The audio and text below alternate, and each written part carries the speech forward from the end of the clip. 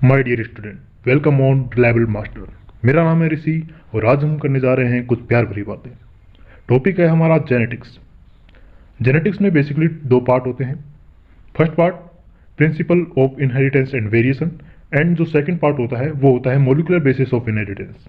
आज हम फर्स्ट वाले पार्ट को स्टडी करने जा रहे हैं, principle of inheritance and variation. 12th biology NCERT का चैप्टर नंबर 5 है और आज हम इसका कुछ इंट्रोडक्टरी पार्ट करेंगे, जैसे कि इंट्रोडक्शन एंड कुछ साइंटिस्ट के नाम।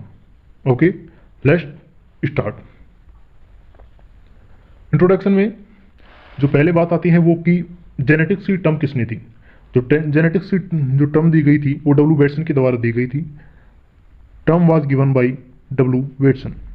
एंड जेनेटिक्स क्या होती है? जेनेटिक्स बायोलॉजी की वह ब्रांच होती है जिसके अंदर हेरिडिटी एंड वेरिएशन जैसे दो टॉपिक, दो कॉन्सेप्ट पर स्टडी की जाती है। हेरिडिटी एंड वेरिएशन, चूंकि ये दो न्यू टर्म्स हमारे सामने आई है कि जेनेटिक्स क्या होती है, collective study of heredity and variation. Now हमें ये जानना भी बहुत ज़रूरी हो जाता है कि हेरिडिटी क्या होती है एंड वेरिएशंस क्या होती है। हेरिडिटी के बारे में अगर हम बात करें, हेरिडिटी वो होती है जिसमें genetic character parents two off spin में जाते हैं। माता पिता से जेनेटिक कैरेक्टर का बच्चों में जाना क्या कहलाता है? हेरिडिटी कहलाता है। एंड वेरिएशन जो होते हैं, एक सेम स्पीसीज के मेंबर्स के बीच में जो डिफरेंस देखने को मिलता है उसे वेरिएशन कहा जाता है। ओके, जैसे आपने देखा होगा 4 भाई बहन हैं, उनकी अंदर कुछ ना कुछ डिफरेंस होते हैं, जैसे कलर में, हाइट में, तो उसे कहा जाता है वेरिएशन। ये वेरिएशन के जो रीजन हो सकते हैं, ये हो सकता है म्यूटेशन हो सकता है, ये हो सकता है क्रॉसिंग ओवर हो सकता है। ऐसे केजेस के कारण वेरिएशन आ सकते हैं।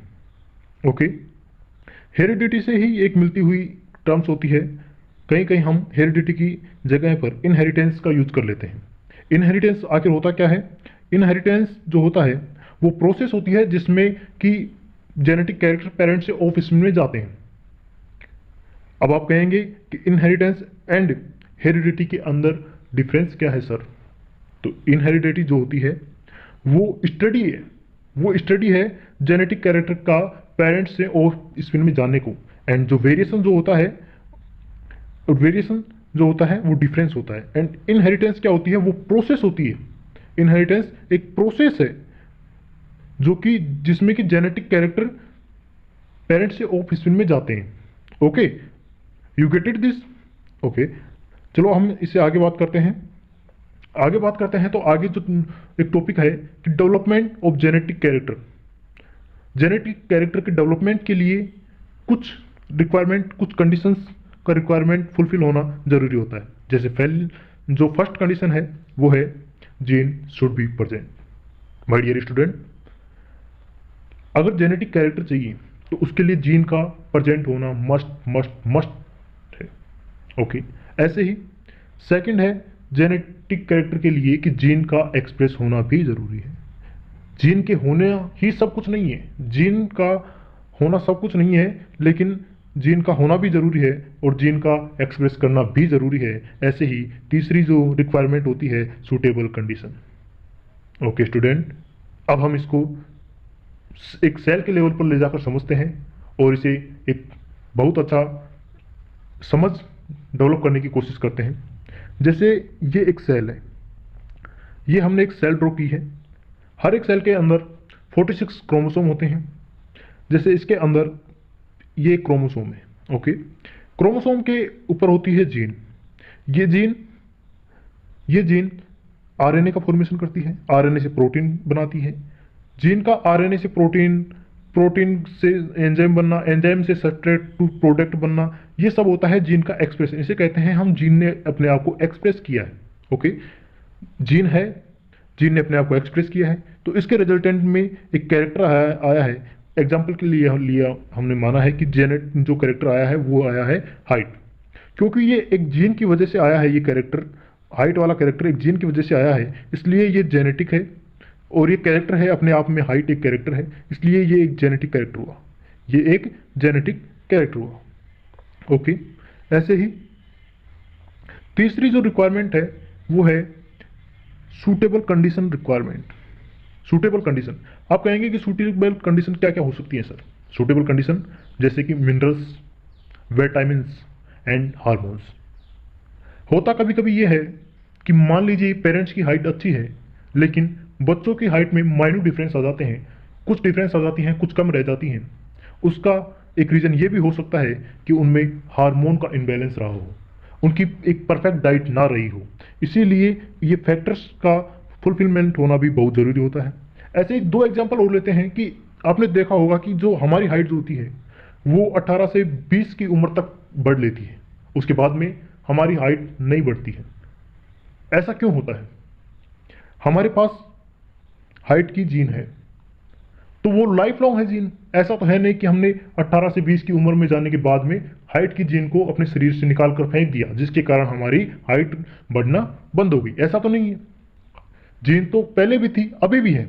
लेकिन होता क्या है कि उसके लिए जो हाइट वाले कैरेक्टर को अपीयरेंस करवाने के लिए जो सूटेबल एनवायरनमेंट था, वो जो सूटेबल एनवायरनमेंट था वो अब मिलना बंद हो जाता है, वो हार्मोन बनना बंद हो जाते हैं जो कि हाइट को अपीयरेंस के लिए ज़रूरी हैं, और इसीलिए हमारी हाइट बाद में नहीं बढ़ पाती है। ओके, ऐसे ही एक अदर एग्जांपल लें ह्यूमन इंसुलिन का। ह्यूमन इंसुलिन का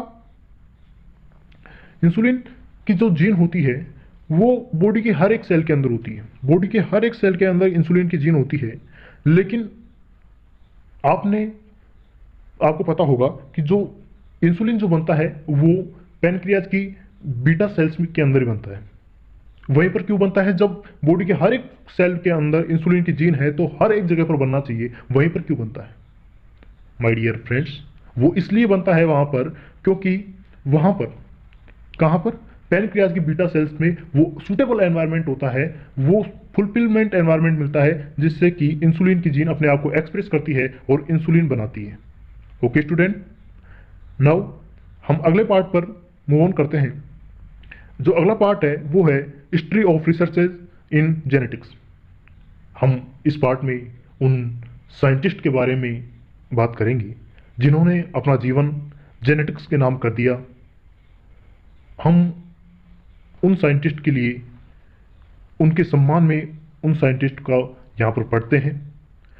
एंड इस चैप्टर में साइंटिस्ट के नेम बहुत ज़्यादा इंपॉर्टेंट होते हैं, टाइम टाइम पर साइंटिस्ट के नाम पूछे जाते रहे हैं, इसीलिए ये एक इम्पोर्टेंट पार्ट है जहाँ से बहुत ज़्यादा क्वेश्चन पूछ लिए जाते हैं अक्सर। Okay, then father of genetics, आप सभी को पता होगा जॉन ग्रेगर मेंडल को फादर ऑफ जेनेटिक्स कहा जाता है। जॉन ग्रेगर मेंडल को फादर ऑफ जेनेटिक्स कहा जाता है। एंड डब्ल्यू वेटसन को फादर ऑफ मॉडर्न जेनेटिक्स कहा जाता है। इन्होंने वेरियस टर्म दी जैसे कि जेनेटिक्स, एलिल, होमोजाइगस, हेट्रोजाइगस। हम सब इन सब टर्म्स के बारे में हम आगे पढ़ेंगे।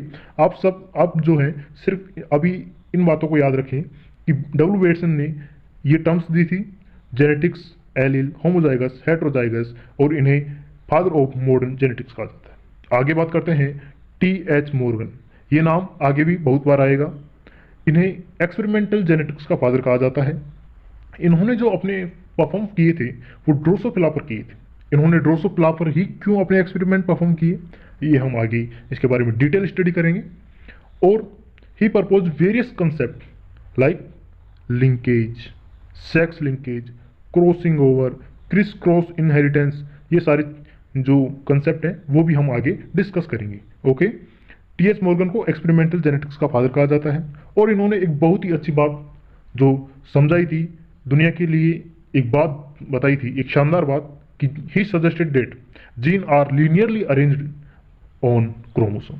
जी हाँ, इन्होंने एक शानदार बात कि जो जीन होती हैं वो क्रोमोसोम पर लीनियरली अरेंज होते हैं। कहने का मतलब ये है कि ये मान लिया एक क्रोमोसोम है, इस क्रोमोसोम पर जो जीन होती हैं वो लीनियरली अरेंज होती हैं, ऐसे अरेंज होती हैं, ऐसे अरेंज होती हैं, लीनियरली अरेंज होती हैं। ये सबसे पहले टी.एच. मॉर्गन ने बताया था। ओके, नाउ आगे डिस्कस करते हैं। अगला जो साइंटिस्ट आते हैं वो आते हैं ए. बेरोड साहब। इन्होंने ह्यूमन मेटाबॉलिक जेनेटिक डिसऑर्डर पर रिसर्च की थी और इन्हें human genetics and biochemical genetics का फादर कहा जाता है। इन्होंने एल्केप्टोन्यूरिया, एक डिजीज होती है जिसे ब्लैक यूरिन डिजीज भी कहते हैं, उसकी खोज की थी, इसीलिए इन्हें ह्यूमन जेनेटिक्स के फादर कहा जाता है। ओके स्टूडेंट, हम इस सेशन को यहीं पर एंड करते हैं। आई होप कि यहाँ तक आपको सब कुछ समझ में आया होगा। अगर आपको कुछ भी डाउट है वो आप कमेंट सेशन में डाल सकते हैं, हम उसका जवाब देना पसंद करेंगे। थैंक यू स्टूडेंट, मिलते हैं एक और नए सेशन में, तब तक के लिए बाय।